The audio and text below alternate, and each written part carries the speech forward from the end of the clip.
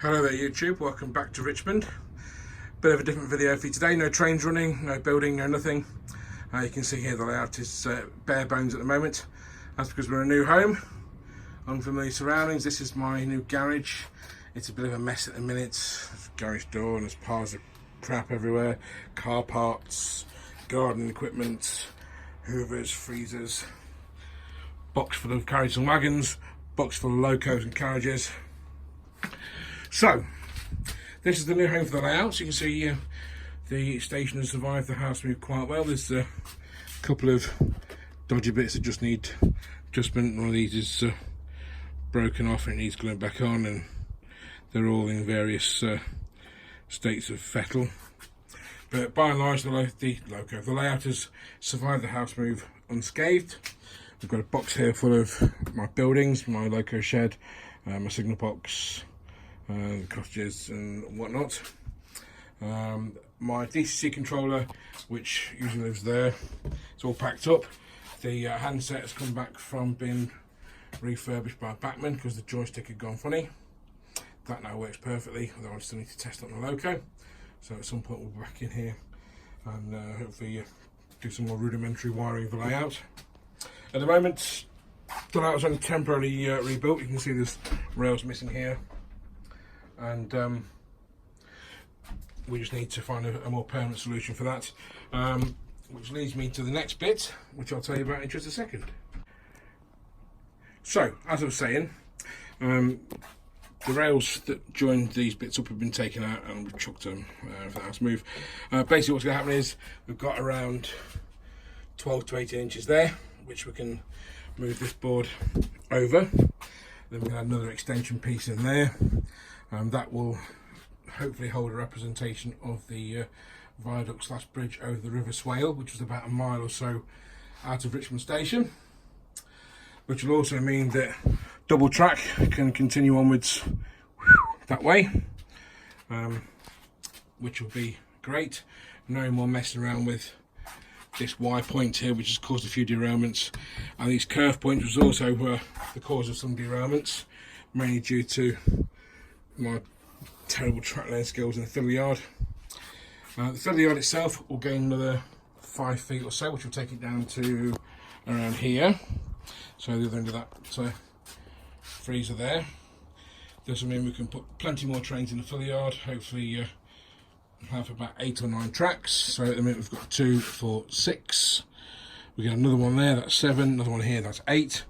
And just here, I'm hoping to have a programming track for my DCC rather than the short length that usually lives there.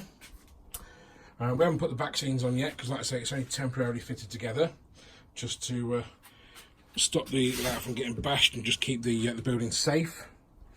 The extension piece hasn't been refitted yet. That will live back in its usual place there. And just here, we're going to insert a 2-foot long extension board, which will mean we can extend the platforms to about there. We can add another crossover for the locomotive run round loop, and then we'll also be able to run 5 or 6 coach trains, which will be brilliant. And the fiddle yard will be long enough for trains of about 6 or 7 coaches hopefully, and we'll also have enough space to bring the double track round here and into a scissors crossover sort of there, which will mean that all the trains and all the tracks will be accessible from both the up and down lines, but hidden from the scenic view, which will end sort of there on the new board. And then right back down this end, this is the view you probably won't have seen before. This is the end of the station, this beautiful bay window, those big large windows at the end of the train shed. There's going to be a 6-inch extension board there with a back scene that runs along there. We may even extend it to a foot, depending on how much room we've got after extending the new piece of the station.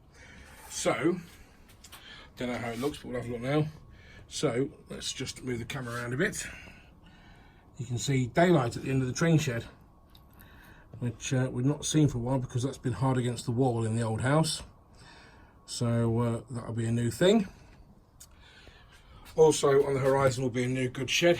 I'm appreciative to Louis Heath for building this station in the first place 40 odd years ago. 45 years ago nearly. But this goods shed is not really like the prototype, and it has seen better days. I know the station does look a little bit tired, but I've revamped it a little bit, but the goods shed is past its best. So my scratch builder, a guy called Matthew Price Darlington, he built my signal box and my loco shed. He will be eventually building a new goods shed with the 1872 extension piece there. This track will be curving round past here to there onto the new extension board, which is that one. And then the new extension board, which will go here, like I say, 2 feet, we'll be able to extend these siding here, make it 2. It'll curve around this way and out in front of the goods shed, which means there'll be plenty more room in the goods yard for more trains. And we've still got to wire everything up properly for DCC. We've only got temporary wiring at the moment, which is this mains cable sort of stuff, and we've got to get some way of getting rid of all the insects and spiders which infest this room. There's cobwebs up there, there's an air gap up there. We're going to find some way of insulating the air gaps and just sealing it from the elements. There's some massive spiders up there as well. I hate spiders. I'm going to vacuum all that up in a bit. So there you go. Might even get rid of these strip lights for some nice clean low energy LEDs. And then this big garage door here is going to be insulated with some expanding foam or polystyrene sheet glued in, whatever. So that's the plans for the future. So the layout is in its new home. It's a lot bigger than the bedroom it used to be in by a lot. I think it's twice the length of the bedroom and about 18 inches wider. And we've got plenty of electricity points. We've got 2 freezers in here which will go underneath the layout. Well, one of them will. So there you go. So that's the news for now. The layout in its new home. Watch this space for extensions over the coming weeks. Bye for now.